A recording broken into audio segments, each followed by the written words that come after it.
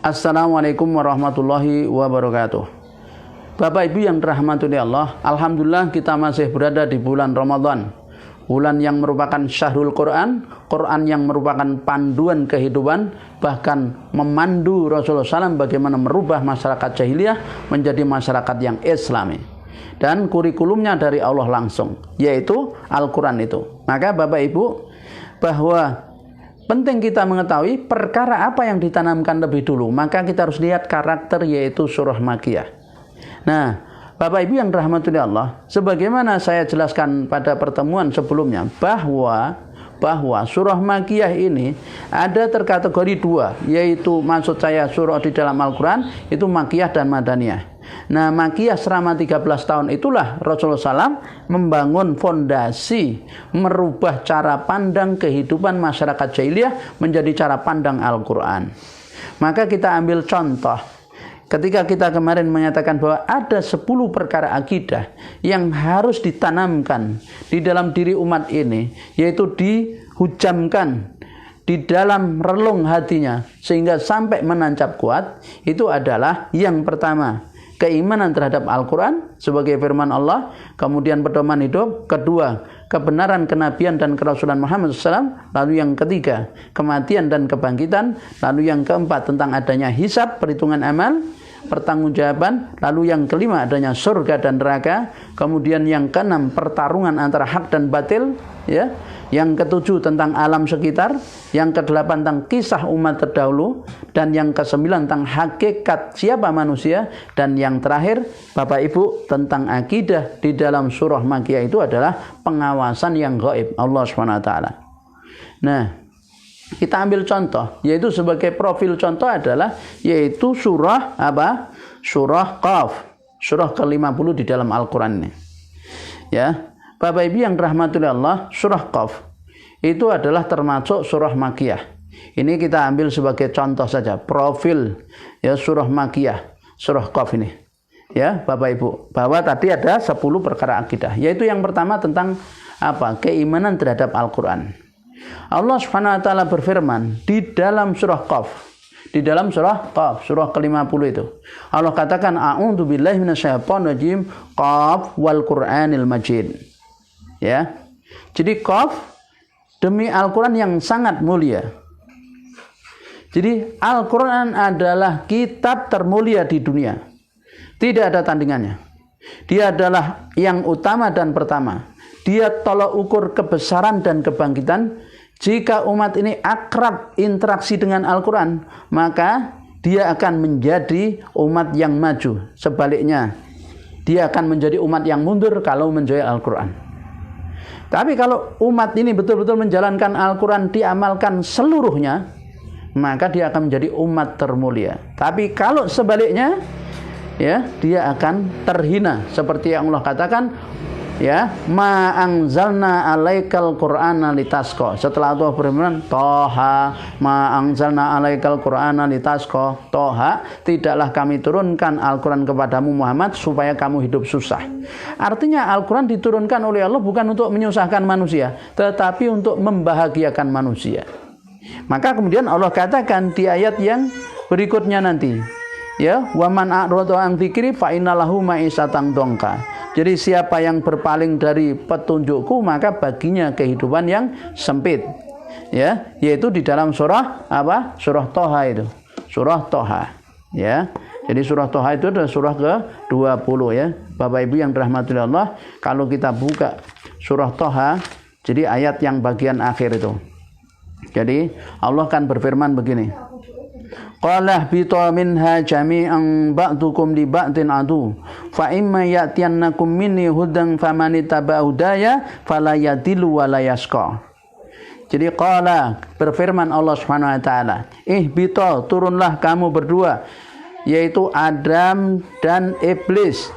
Ya, manusia dan minha, darinya, dari surga, jami'an semuanya.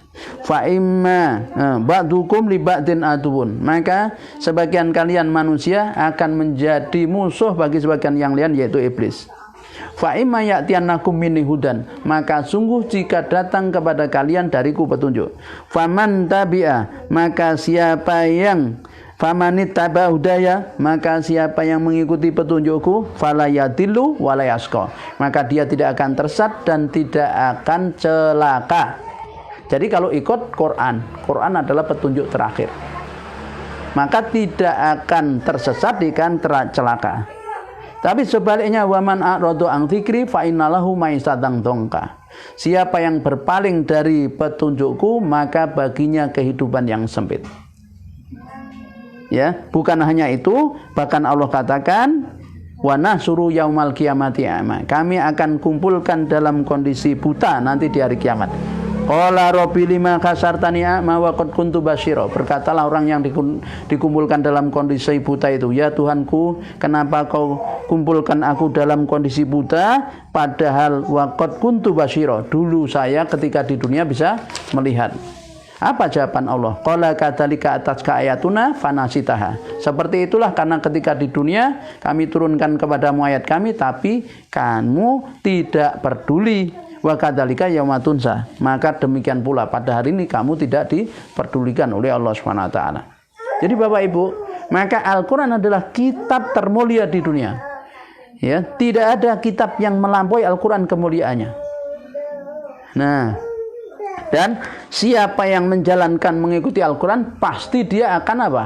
Akan sukses di dalam kehidupannya, akan berhasil, akan menjadi umat mulia, akan menjadi bangsa yang besar. Dan itu telah dibuktikan di dalam kehidupan, yaitu ketika generasi awal dari umat ini betul-betul mengikuti Al-Quran, maka dia menjadi bangsa besar, menjadi negara superpower, bukan hanya ratusan sampai ribuan tahun. Itu fakta sejarah Bapak Ibu, ya. 2/3 dunia sampai berada di bawah kekuasaan Islam. Itu karena Al-Quran diamalkan secara keseluruhan. Nah, Bapak Ibu yang dirahmati oleh Allah, proses keimanan terhadap Al-Quran itu adalah sangat penting. Yang pertama, pembuktian secara akli bahwa Al-Quran adalah firman Allah Subhanahu wa taala. Itu pertama harus kita tanamkan di dalam, yaitu diri umat ini bisa membuktikan secara akli bahwa Al-Quran itu firman Allah. Dan kita sudah pernah membicarakan itu. Al-Fakir sudah pernah bicarakan melalui media sosial nih, bahwa ketika kita bicara tentang Al-Quran, sesuatu yang pasti dari Al-Quran itu adalah yang tidak bisa dibantah oleh siapapun, karena Al-Quran suatu yang terindra. Itu Al-Quran itu pasti berbahasa Arab. Pasti berbahasa Arab. Mau tanya orang Islam, mau tanya orang Yahudi, mau tanya orang Nasrani, Hindu, Buddha, agamanya apa, pasti jawabannya sama. Dan 100% bahwa Al-Quran itu bahasa Arab. Mau tanya orang Arab, orang Jawa, orang Cina, orang Sunda, orang Jerman, orang mana, Al-Quran itu berbahasa Arab. Artinya apa? Maka ya, karena Al-Quran berbahasa Arab, suatu yang pasti, maka tidak bisa dibantah, maka kita bisa buktikan secara akli, benarkah dia firman Allah atau bukan. Maka ada 3 kemungkinan Al-Quran. Kemungkinan yang pertama, Bapak Ibu, adalah dia buatan orang-orang Arab karena Al-Quran berbahasa Arab. Kemungkinan yang kedua, Al-Quran buatan Muhammad bin Abdillah, Rasulullah Muhammad SAW, karena yang membawa adalah Rasulullah. Dan kemungkinan yang ketiga adalah Al-Quran firman Allah Subhanahu wa taala. Maka kita bisa buktikan secara akli, betulkah Al-Quran itu buatan orang Arab, maka ditantang. Kalau tidak percaya, ya, jadi am yaquluna iftarahu, ataukah mereka mengatakan dia Muhammad telah membuat Al-Quran. Qul fa'tu bi asri suwarim misli muftarayatin wa da'u man istata'tum min dunillahi in kuntum shadiqin. Silakan kalian buat, tidak usah 114 surat, 10 saja kalau memang kalian orang yang benar atas tuduhan kalian itu. Panggil siapa yang bisa kalian panggil. Maka ketika Allah berfirman Qaf wal Qur'anil Majid, ini sebuah tantangan. Kalau tidak percaya bahwa Al-Quran ini adalah firman Allah, silakan buat yang serupa. Toh dia tersusun dari huruf-huruf yang kalian kenal, diantaranya Qaf. Tidak ada yang bisa membuat. Kesimpulannya, maka Bapak Ibu, setelah masih juga ragu, sampai ketika itu kan periode Makkah, periode Madinah ditantang lagi. Ya, ini saya ringkas pendapatnya. Nanti Bapak Ibu bisa merujuk, mencari di YouTube, yaitu penjelasan saya tentang bukti Al-Quran firman Allah Subhanahu wa taala. Itu bisa diklik di sana, saya jelaskan dengan panjang lebar. Jadi intinya bahwa Al-Quran itu adalah tidak terbukti buatan orang Arab. Kalau begitu buatan Muhammad, Orang Arab saja tidak bisa, yang bisa baca tulis, apalagi Rasulullah Muhammad SAW yang buta huruf, tidak terbukti. Maka tinggal satu, pasti dia kalamullah. Nah, itu pembuktian secara akli, Bapak Ibu. Kalau sudah begitu, maka Allah katakan bahwasanya dzalikal kitabul la raiba fihi hudal lil muttaqin. Jadi kitab Quran ini tidak ada keraguan di dalamnya. Dzalikal kitabul la raiba fihi hudal, petunjuk bagi orang yang bertakwa. Maka seluruh isinya pasti benar. Bagaimana cara membangun kehidupan masyarakat, Quran itu adalah ahlinya. Oleh karena itu Rasulullah mengatakan gini, sesungguhnya Allah SWT mengangkat masyarakat dengan Al-Quran dan menjatuhkan masyarakat juga dengan Al-Quran. Artinya apa? Artinya Allah akan mengangkat suatu masyarakat yang mengamalkan Al-Quran 100%. Sebaliknya, Allah akan menjatuhkan masyarakat yang berpaling dari Al-Quranul Karim. Itu adalah hadis riwayat Imam Muslim. Ya, Bapak Ibu yang dirahmati Allah. Karenanya kita punya tugas terhadap Al-Quran. Kalau saya istilahkan 5 tugas kita itu.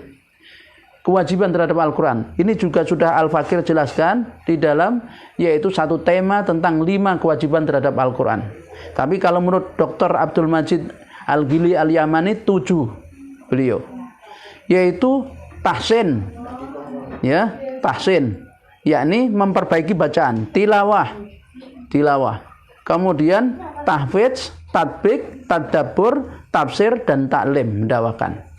Ya, kalau Al-Fakir buat 5, yaitu kewajiban yang pertama wajib mengimani. Kalau ini tugas, kalau saya kewajiban. Jadi kewajiban terhadap Al-Quran itu 5. 1, wajib mengimani dia firman Allah. 2, wajib bisa membaca. 3, wajib memahami isinya. Yang 4, wajib mengamalkan isinya. Dan yang 5, wajib mendakwahkannya. Bapak Ibu yang dirahmati Allah. Nah, jadi ketika manusia itu berpegang teguh dengan Al-Quran, diamalkan secara totalitas tanpa membedakan satu ayat dengan ayat yang lain, maka kemuliaan akan didapat. Tapi kalau berpaling, kehinaan. Demikian Allah menyatakan. Nah, itu perkara pertama yang ditanamkan di dalam diri seseorang ketika kita ingin merubah orang itu dari perilaku jahiliyah menjadi perilaku yang islami. Rasulullah diperintahkan menanamkan pertama keyakinan akan kebenaran Al-Quran sebagai firman Allah SWT. Kemudian menjadikan Al-Quran sumber pemikirannya, sumber penilaiannya, sumber informasinya, dan tidak perlu mempelajari kitab lain sebelum betul-betul kita itu menguasai Al-Quran. Dan buktinya apa? Akademinya Rasulullah SAW, perguruan tinggi yang dibangun Rasul, kalau istilah sekarang. Sahabat-sahabat Rasulullah SAW adalah orang-orang terbaik dari umat ini. Dan mereka adalah menjadi para pemimpin dunia. Yang tadinya budak menjadi orang besar seperti Bilal bin Rabah itu. Nah, kemudian itu perkara akidah yang pertama yang ditanamkan, yaitu tentang Al-Quran dalam surah Qaf ini, Bapak Ibu. Yang kedua, yaitu tentang keimanan terhadap kerasulan Muhammad SAW. Ini perkara akidah yang kedua, yang penting, yang harus ditanamkan. Karena Rasulullah sebagai sosok pelaksana, contoh pengamalan Al-Quran secara nyata di dalam kehidupan. Jadi Allah SWT berfirman dalam surah Qaf itu, A'udzu billahi minasyaitonir rajim, bal ajibu an ja'ahum mundhirum minhum faqalal kafiruna hadza syai'un ajib. Bahkan mereka tidak menerimanya kalau Al-Quran itu sebagai firman Allah. Qaf Al-Quranil Majid. Ya, Qaf, demi kitab yang paling mulia. Bahkan ajibu, mereka itu heran, mereka itu tercengang. Anja'ahum mungdirun, datang kepada mereka seorang pemberi peringatan, minhum, dari kalangan mereka sendiri. Mereka heran.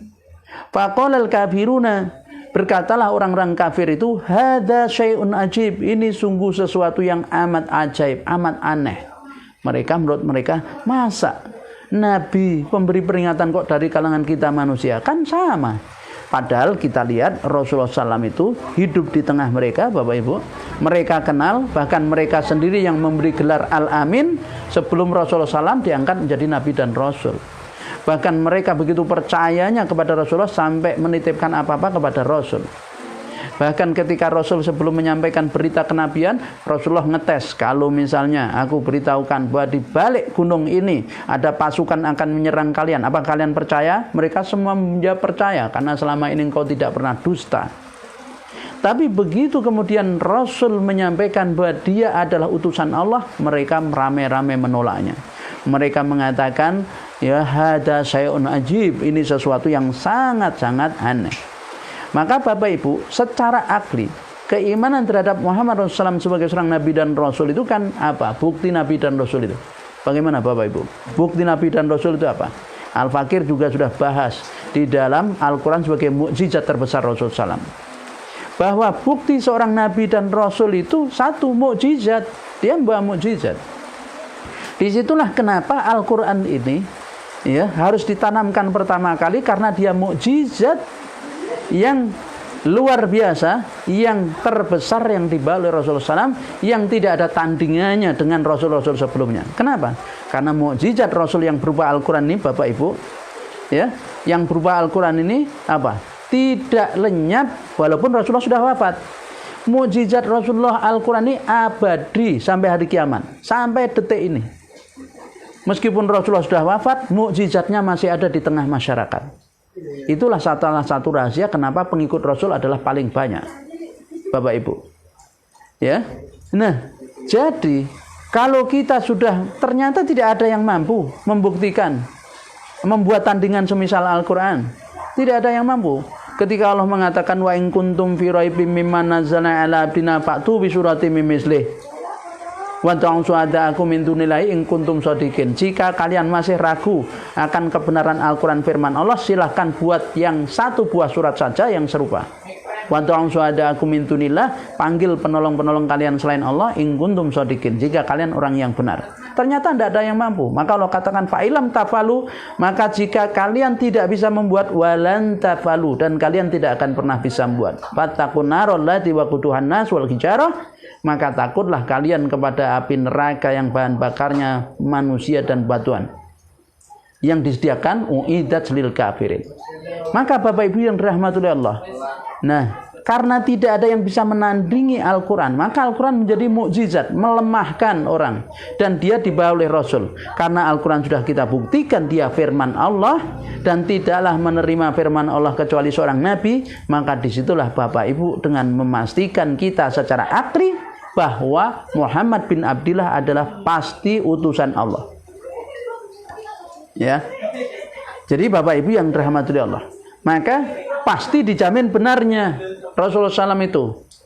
Wa ma yantiqu anil hawa in huwa illa wahyu yuha. Dan tidaklah dia Nabi Muhammad dia berkata-kata kecuali wahyu yang diwahyukan.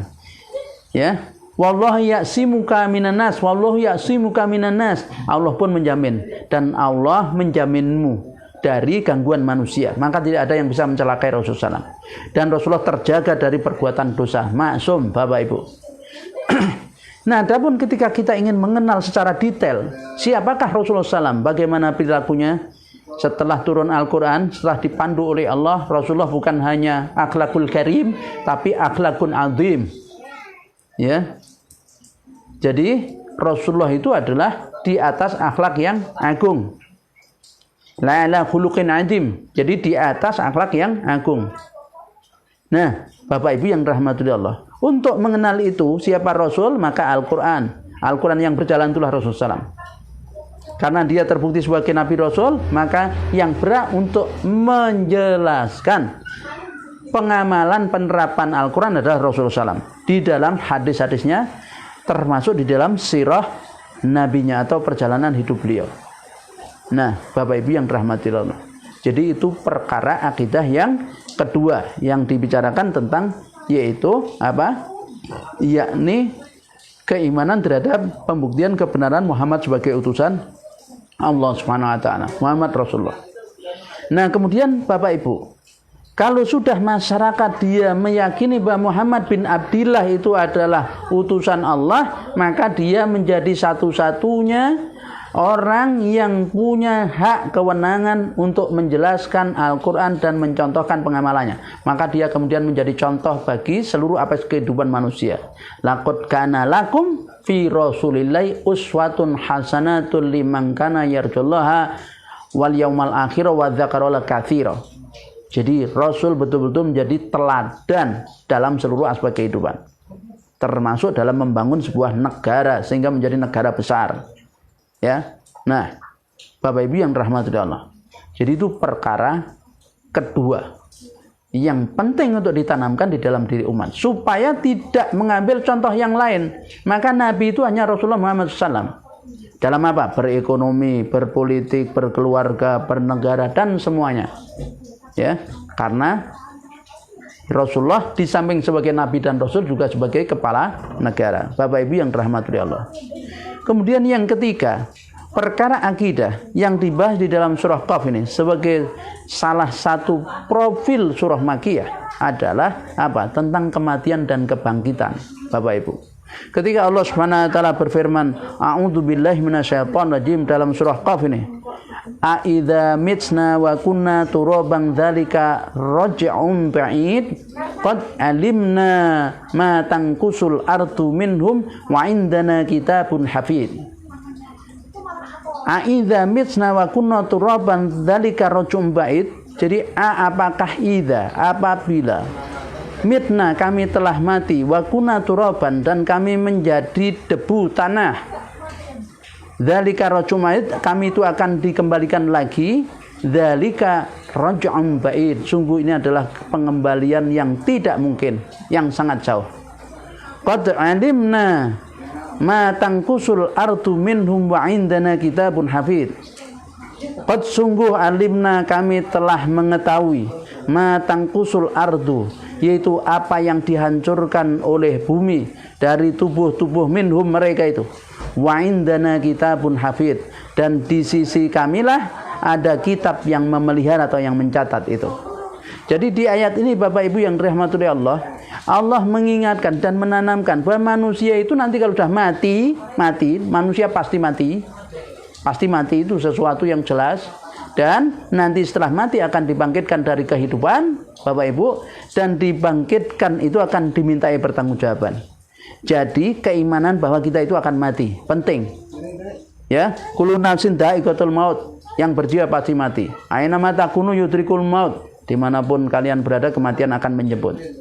Walau kuntum fi buruji musayyadah, walaupun kalian itu berlindung di benteng yang kokoh lagi menjulang tinggi. Jadi Bapak Ibu, meyakini bahwa kita itu akan mati dan setelah mati kita akan dibangkitkan dari kehidupan, ini penting ditanamkan. Kenapa? Bukan hanya dibangkitkan, dimintai pertanggungjawaban.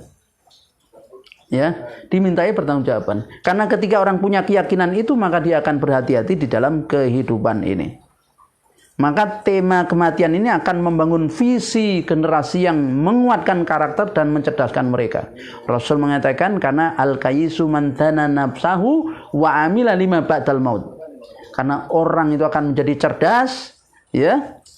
Itu kalau dia itu al-kayyisu man dana nafsahu, orang yang selalu sering mengintrospeksi diri, berpikir, memperhatikan, mengoreksi dirinya, dan dia berbuatnya, beramalnya adalah untuk sesuatu sudah mati. Ya, yaitu untuk kehidupan akhir nanti. Maka ketika orang berpikirnya itu bagaimana nanti kehidupan akhir, maka dia akan menjadi orang yang cerdas. Ya, akan memberikan suatu karakter pribadi yang sangat kuat seperti para sahabat Nabi, orang yang dididik langsung oleh Rasulullah SAW. Rasulullah bersabda begitu. Jadi al-kayyisu man dana nafsahu wa amila lima ba'dal mauti wal azizu man aba'a nafsahu hawaha wa tamana 'ala Allahi. Jadi orang yang cerdas itu adalah orang yang mampu mengendalikan dirinya dan beramal untuk kehidupan sudah kematian. Dan wal azizu, orang yang lemah, man aba'a nafsahu, orang yang mengikuti hawa nafsunya. Wa tamana 'ala Allah, tapi dia berangan-angan, berkhayal tinggi terhadap Allah Subhanahu wa taala. Nah, Bapak Ibu yang dirahmati Allah. Nah, itu adalah yaitu poin yang berapa? Yang ketiga, ya. Insyaallah kita akan sambung ya nanti setelah ini ya, Bapak Ibu yang dirahmati Allah. Akhirul kalam, wassalamualaikum warahmatullahi wabarakatuh.